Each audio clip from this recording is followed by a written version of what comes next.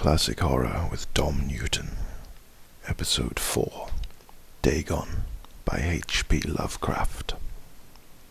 I'm writing this under appreciable mental strain, since by tonight I shall be no more. Penniless, and at the end of my supply of the drug which alone makes life endurable, I can bear the torture no longer, and shall cast myself from this garret window into the squalid street below. Do not think from my slavery to morphine that I am a weakling or a degenerate. When you have read these hastily scrawled pages, you may guess, though never fully realize, why it is that I must have forgetfulness or death. It was in one of the most open and least frequented parts of the broad Pacific that the packet of which I was supercargo fell a victim to the German sea raider. The Great War was then at its very beginning, and the ocean forces of the Hun had not completely sunk to their later degradation, so that our vessel was made a legitimate prize, whilst we of her crew were treated with all the fairness and consideration due to us as naval prisoners. So liberal indeed was the discipline of our captors that 5 days after we were taken, I managed to escape alone in a small boat with water and provisions for a good length of time. When I finally found myself adrift and free, I had but little idea of my surroundings. Never a competent navigator, I could only guess vaguely by the sun and the stars that I was somewhat south of the equator. Of the longitude I knew nothing, and no island or coastline was in sight. The weather kept fair, and for uncounted days I drifted aimlessly beneath the scorching sun, waiting either for some passing ship or to be cast on the shores of some habitable land.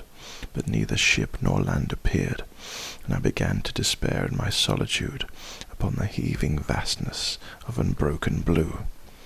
The change happened whilst I slept. Its details I shall never know, for my slumber, though troubled and dream-infested, was continuous. When at last I awakened, it was to discover myself half sucked into a slimy expanse of hellish black mire, which extended about me in monotonous undulations as far as I could see, and in which my boat lay still away. Though one might well imagine that my first sensation would be of wonder at so prodigious and unexpected transformation of scenery, I was in reality more horrified than astonished. There was in the air and in the rotting soil a sinister quality which chilled me to the very core. The region was putrid with carcasses of decaying fish and of other less describable things, which I saw protruding from the nasty mud of the unending plain. Perhaps I should not hope to convey in mere words the unutterable hideousness that can dwell in absolute silence and barren immensity. There was nothing without hearing, and nothing in sight save a vast reach of black slime. Yet the very completeness of the stillness and the homogeneity of the landscape oppressed me with a nauseating fear. The sun was blazing down from a sky which seemed to me almost black in its cloudless cruelty, as though reflecting the inky marsh beneath my feet. As I crawled into the stranded boat, I realized that only one theory could explain my position. Through some unprecedented volcanic upheaval, a portion of the ocean floor must have been thrown to the surface, exposing regions which for innumerable millions of years had lain hidden under unfathomable watery depths. So great was the extent of the new land which had risen beneath me that I could not detect the faintest noise of the surging ocean, strain my eyes as I might, nor were there any sea-fowl to prey upon the dead things.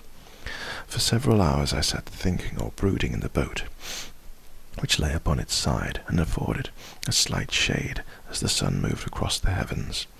As the day progressed, the ground lost some of its stickiness, and seemed likely to dry sufficiently for travelling purposes in a short time. That night I slept but little, and the next day I made for myself a pack containing food and water, preparatory to an overland journey in search of the vanished sea and possible rescue. On the third morning I found the soil dry enough to walk upon with ease. The odour of the fish was maddening, but I was too much concerned with graver things to mind so slight an evil, and set out boldly for an unknown goal. All day I forged steadily westward, guided by a far-away hummock, which rose higher than any other elevation on the rolling desert. That night I encamped, and on the following day still travelled towards the hummock, though that object seemed scarcely nearer than when I first espied it. By the fourth evening I attained the base of the mound, which turned out to be much higher than it had appeared from a distance, an intervening valley setting it out in sharper relief from the general surface. Too weary to ascend, I slept in the shadow of the hill. I know not why my dreams were so wild that night, but ere the waning and fantastically gibbous moon had risen far above the eastern plain, I was awake in a cold perspiration, determined to sleep no more. Such visions as I had were too much for me to endure again, and in the glow of the moon I saw how unwise I had been to travel by day. Without the glare of the parching sun, my journey would have cost me less energy. Indeed, I now felt quite able to perform the ascent which had deterred me at sunset. Picking up my pack, I started for the crest of the eminence. I have said that the unbroken monotony of the rolling plain was a source of vague horror to me, but I think my horror was greater when I gained the summit of the mound and looked down the other side into an immeasurable pit or canyon, whose black recesses the moon had not yet soared high enough to illumine. I felt myself on the edge of the world, peering over the rim into a fathomless chaos of eternal night. Through my terror ran curious reminiscences of Paradise Lost and Satan's hideous climb through the unfashioned realms of darkness. As the moon climbed higher in the sky, I began to see that the slopes of the valley were not quite so perpendicular as I had imagined. Ledges and outcroppings of rock afforded fairly easy footholds for a descent, whilst after a drop of a few hundred feet the declivity became very gradual. Urged on by an impulse which I cannot definitely analyze, I scrambled with difficulty down the rocks that stood on the gentle slope beneath, gazing into the Stygian deeps where no light had yet penetrated.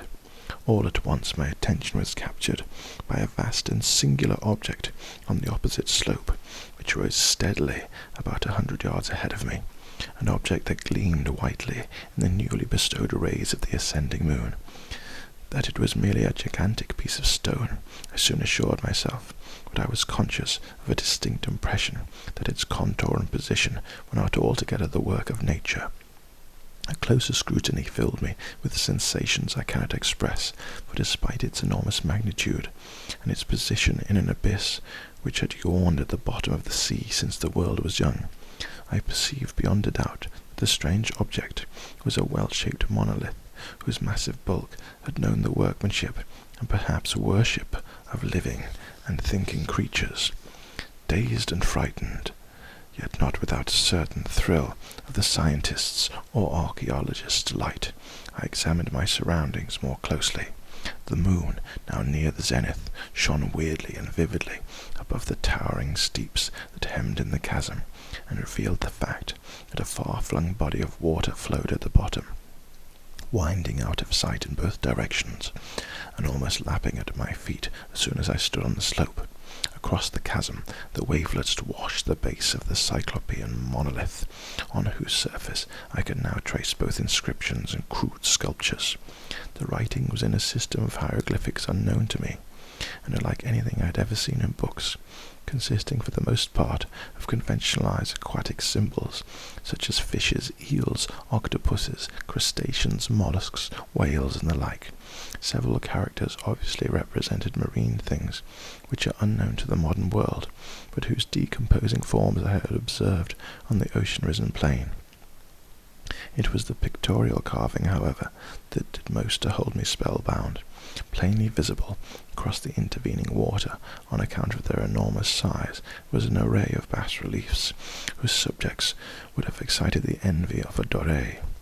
I think that these things were supposed to depict men, at least a certain sort of men, though the creatures were shown disporting like fishes in the waters of some marine grotto, or paying homage at some monolithic shrine which appeared to be under the waves as well.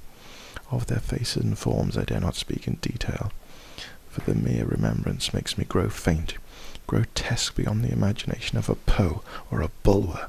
They were damnably human in general outline, despite webbed hands and feet, shockingly wide and flabby lips, glassy bulging eyes, and other features less pleasant to recall. Curiously enough, they seemed to have been chiseled badly out of proportion with their scenic background, for one of the creatures was shown in the act of killing a whale, represented as but little larger than himself. I remarked, as I say, their grotesqueness and strange size, but in a moment decided they were merely the imaginary gods of some primitive fishing or seafaring tribe, some tribe whose last descendants had perished eras before the first ancestors of the Piltdown or Neanderthal man was born. Awestruck at this unexpected glimpse into a past beyond the conception of the most daring anthropologist, I stood musing whilst the moon cast queer reflections on the silent channel before me. Then suddenly I saw it. With only a slight churning to mark its rise to the surface, the thing slid into view above the dark waters. Vast, Polyphemus-like and loathsome, it darted like a stupendous monster of nightmares to the monolith, about which it flung its gigantic scaly arms, the while it bowed its hideous head and gave vent to certain measured sounds. I think I went mad then. Of my frantic ascent of the slope and cliff, and of my delirious journey back to the stranded boat, I remember little. I believe I sang a great deal, and laughed oddly when I was unable to sing. I have indistinct recollections of a great storm some time after I reached the boat. At any rate, I knew that I had heard peals of thunder and other tones which nature utters only in her wildest moods. When I came out of the shadows, I was in a San Francisco hospital, brought thither by the captain of the American ship which had picked me up in my boat mid-ocean. In my delirium I had said much, but found that my words had been given scant attention. Of any land upheaval in the Pacific my rescuers knew nothing, nor did I deem it necessary to insist upon a thing which I knew they could not believe. Once I sought out a celebrated ethnologist and amused him with peculiar questions regarding the ancient Philistine legend of Dagon, the fish god, but soon perceiving that he was hopelessly conventional, I did not press my inquiries. It is at night, especially when the moon is I see the thing. I tried morphine, but the drug has given only transient surcease, and has drawn me into its clutches as a hopeless slave.